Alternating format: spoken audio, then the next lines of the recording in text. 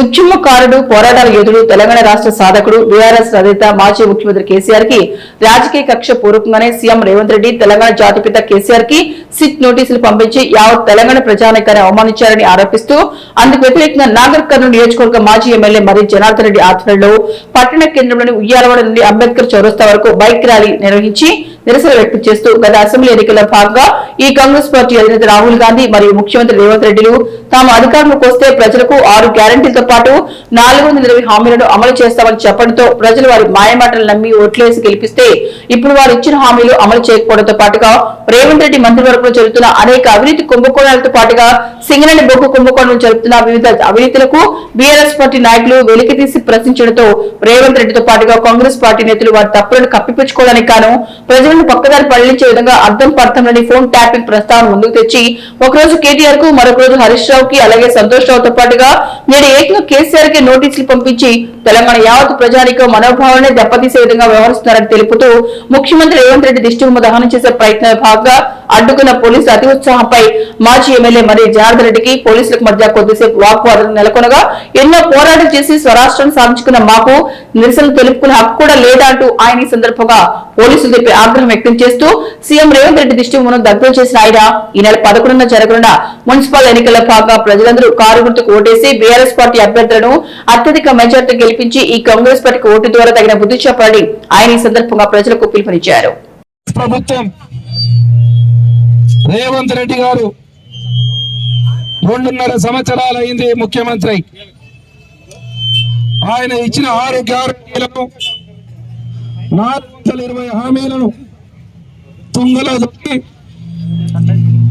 రోజు attention diversion అనే రాజకీయం ప్రారంభించి ప్రజలను 6 గ్యారెంటీల మీద దృష్టి లేకుండా 420 మీద దృష్టి లేకుండా రాష్ట్రంలో యూరియా కొరత మీద దృష్టి లేకుండా రాష్ట్రంలో రైతాంగానికి రైతాంగ ఇబ్బందులు బయటికి రాకుండా అటెన్షన్ డైవర్జన్ పాలిటికల్స్ ప్రారంభించి ఇలా రాష్ట్రంలో జరుగుతున్నటువంటి బొగ్గుల అవినీతిని బయటికి రాకుండా మంత్రుల అవినీతి బయటికి రాకుండా మంత్రులు క్యాబినెట్ లో కొట్లాడుకుంటుంటే వాళ్ళ అవినీతిని బయటికి రాకుండా ఉండాలంటే కేసీఆర్ గారిని బీఆర్ఎస్ పార్టీని బదనాం చేయాలనే ఉద్దేశంతో 2 సంవత్సరాలుగా ఫోన్ ట్యాపింగ్ అనే ఒక అంశాన్ని తీసుకొని ఇవాళ నోటీసుల మీద నోటీసులు ఇస్తారు. ఎప్పుడు నోటీసులు? ఎన్నికలు ఎప్పుడు వస్తే, సర్పంచ్ ఎన్నికలు వస్తే నోటిఫికేషన్. వాళ్ళ అవినీతి బయటికి వస్తే మళ్ళీ ఒక సిట్ వేసిండు పోలీస్ స్టేషన్కి రా. ఒకరోజు కేటీఆర్, ఒకరోజు హరీష్ రావు, ఒకరోజు సంతోష్ రావు, ఒకరోజు కేసీఆర్ వాళ్ళ కుటుంబాన్ని బదనాం చేయాలనే ఉద్దేశంతో ఇలా కాంగ్రెస్ ప్రభుత్వం ఇలా వాళ్ళ అవినీతిని కప్పిపుచ్చడానికి చేస్తున్నటువంటి ప్రయత్నం. నేను ఇవాళ ప్రభుత్వాన్ని ఒకటే అడుగుతున్నా, రేవంత్ రెడ్డి గారిని ఒకరిని అడుగుతున్నా. ఇవాళ దేశంలో రాష్ట్రాల్లో అన్ని ప్రభుత్వాలు చేసే పని ఫోన్ ట్యాపింగ్.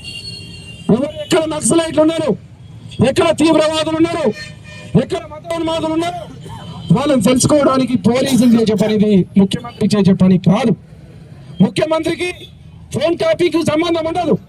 ఇవాళ కేంద్రంలో నరేంద్ర మోడీ గారైనా ప్రధానమంత్రి అయినా ఇవాళ ఫోన్ ట్యాపింగ్ జరుగుతుంది. 29 రాష్ట్రాల్లో ఫోన్ ట్యాపింగ్ జరుగుతుంది.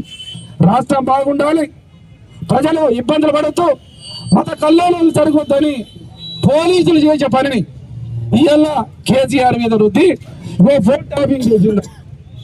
ఒక పోలీసు అధికారానికి, ఒక అధికారం చేసిన తప్పిదానికి రాష్ట్రాన్ని సాధించినటువంటి ముఖ్యమంత్రి, ఇవాళ 1 కోటి ఎకరాలకు నీళ్ళు ఇచ్చినటువంటి ముఖ్యమంత్రి, 70 లక్షల మంది రైతులకు రైతు బంధు ఇచ్చినటువంటి ముఖ్యమంత్రి, 40 లక్షల నుంచి 50 లక్షల మంది ముసలులకు ఆశ్రయించినటువంటి ముఖ్యమంత్రిని ఇవాళ నోటీసులు ఇచ్చి 65 సంవత్సరాలు ఉన్న ఇవాళ పోలీస్ స్టేషన్కి రమ్మని ఇవాళ నోటీసులు ఇచ్చింది. ఈయన గుండెల మీద చేయడం రేవంత్ రెడ్డి గారు, మీరు ఫోన్ ట్యాపింగ్ చేస్తలేరా? మీరు ఒకసారి మీరు ఆలోచన చేయండి. ఇలా ఎన్ని రోజులు మీ ఆ గ్యారంటీలు అమలు చేసుకోకుండా, గ్యారంటీలను అమలు చేయకుండా మీరు ఎన్ని రోజులు కాలయాపన చేస్తారు?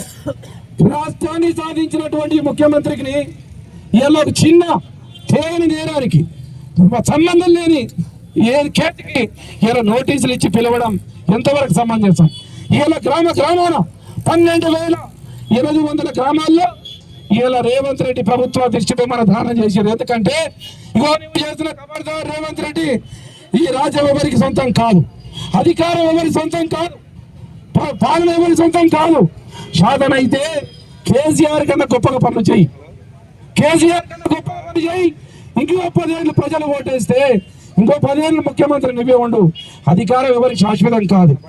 ఎన్ని రోజులు అధికారంలో ఉన్నవని కాదు, ఎంత గొప్పగా పని చేసినామన్నదే ప్రజలు మాట్లాడుకుంటారు. కానీ ఇలా లేకుండా వాళ్ళ కుటుంబంలో వాళ్ళ బిడ్డను బయటికి తీసుకొచ్చి ఇలా కేసీఆర్ కు బిడ్డకు తండ్రి కొట్లాట పెట్టినావు, అందరికీ చెల్లెలి కొట్లాట పెట్టినావు. ఇదేం రాజకీయం? నీచమైన రాజకీయం. ఇంతకన్నా రాజకీయం ఉంటుందా? రాజకీయం చేయాలి, ఓట్ల కొరకు చేయాలి. కానీ వాళ్ళ కుటుంబంలోనే పదవుల కొరకు కొట్లాట పెట్టి ఇలా తమాషా చేస్తున్నావు. ఇలా రైతు బంధు అడిగితే కేసులు పెడుతున్నావు, యూరియా అడిగితే కేసులు పెడుతున్నావు. పోనీ సోషల్ మీడియాలో పిల్లలు ప్రజలు నువ్వు ఇచ్చిన 6 గ్యారంటీల మీద ప్రశ్నిస్తే పొద్దున్న 6 గంటలకు పోలీసులు ఇంటి ముందు నిలబడుతున్నారు. పొద్దున 6 గంటలకే పోలీసులు వచ్చి ఇలా అసలు పోలీసులు అడుగుతున్నా, మీకు సోషల్ మీడియాకి ఏం సంబంధం ఉందా? మీ పని ఏంటి?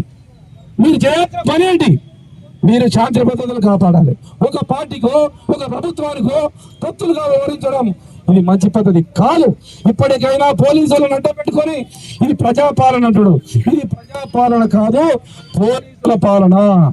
రాష్ట్రంలో జరుగుతున్నది పోలీసుల పాలనే, ప్రజాపాలన కాదు. ప్రజాపాలన అయితే నువ్వు ఇచ్చిన 6 గ్యారంటీల మీద మీరు దృష్టి పెడతావు. ప్రజాపాలన అయితే రైతులకు బోనస్ ఇస్తావు. ప్రజాపాలన అయితే రైతులకు వాళ్ళకు రైతు భరోసా ఇస్తావు. కానీ అవేం చేయకుండా కేసుల మీద కేసులు పెట్టి ఎవరైతే ప్రశ్నిస్తారో వాళ్ళ మీద కేసులు పెట్టి భయపడి ఇవాళ వాళ్ళని మాట్లాడకుండా చేస్తున్నారు. ఎన్ని రోజులు చేస్తావు? 2.5 సంవత్సరాలు అయింది. ఇంకో 2 సంవత్సరాలు అయితే మళ్ళా కాంగ్రెస్ పార్టీని 400 ఫీట్లలో తీసుకుపోయి బొందబెట్టే రోజులు దగ్గరలో వచ్చినాయి. ప్రజలకు అర్థమవుతుంది. నీకు భయపడతలేరు. ఆ పోలీసులు వేసుకున్నటువంటి పోలీసులను చూసి భయపడి మీకు నియమిస్తలేరు. ఇంకో 6 నెలలు ప్రజలు మౌనం వహిస్తారు, ఇంకో సంవత్సరం వహిస్తారు. తర్వాత కాంగ్రెస్ పార్టీ నాయకుడు ఎక్కడ కనిపడితే అక్కడ వాళ్ళ లాగులో తొండలిసి బజార్లో తప్పకుండా వస్తాయి. ఏ కాంగ్రెస్ పార్టీ నాయకుడు కనపడ్డా వాళ్ళ లాగులో ఇడిచేది పొందేది తొండలతో తన్నాలి. ఎందుకంటే మోసం చేసి ఓట్లు వేయించారు మనకు వాళ్ళు కాంగ్రెస్ నాయకులు. నమ్మినాం. కేసీఆర్ 10,000 ఇస్తున్నాడు కదా, వీళ్ళు 15,000 ఇస్తారని నమ్మిండ్రు. కేసీఆర్ 2,000 ఇస్తున్నాడు కదా, వీళ్ళు 4,000 ఇస్తారని నమ్మిండ్రు. వీళ్ళు 2,500 ఇస్తారని నమ్మిరు. మాయ మాటలు నమ్మిండ్రు. మీ మాయ మాటలు నమ్మి ఓట్లు వేసిన పాపానికి ఇవాళ మమ్మల్ని ఇబ్బంది పెడుతున్నావు. తప్పదు. ఇవాళ నీ అధికారం ఉంది, నీ అధికారాన్ని చూసి భయపెట్టించున్నావు. ఎన్ని రోజులు భయపడిస్తావో తస్మా జాగ్రత్త. ఏదేమైనా సరే ఇలా పెద్ద మందికి మన రాష్ట్రాన్ని సాధించినటువంటి కేసీఆర్ గారికి నోటీసులు ఇచ్చి ఇబ్బంది పెట్టడం, దాన్ని నిరసనగా ఈరోజు ఇంత పెద్ద ఎత్తున తరలి వచ్చిన మీ అందరికీ మరొకసారి పేరున హృదయపూర్వకంగా ధన్యవాదాలు చెప్పుకుంటూ ప్రతి గ్రామంలో ప్రతి రైతుకు ప్రతి ఇంట తిరిగి బీఆర్ఎస్ సైనికులంతా ఇవాళ కాంగ్రెస్ పార్టీ రేవంత్ రెడ్డి గారు చేస్తున్నటువంటి పనులను ప్రతి ఒక్కరికి చెప్పాలి. ఆల్రెడీ అర్థమైంది ప్రజలకు. మనము వెళ్ళి ప్రజల తరపున ఉండి ప్రజల సమస్యల మీద కొట్లాడే విధంగా మీరందరూ పనిచేయాలని కోరుకుంటూ మరొకసారి మీకు ధన్యవాదాలు చెప్పుకుంటూ సెలవు తీసుకుంటున్నాను. కేసీఆర్ గారి నాయకత్వం, కేసీఆర్ గారి నాయకత్వం, కేసీఆర్ గారి నాయకత్వం. ధన్యవాదాలు.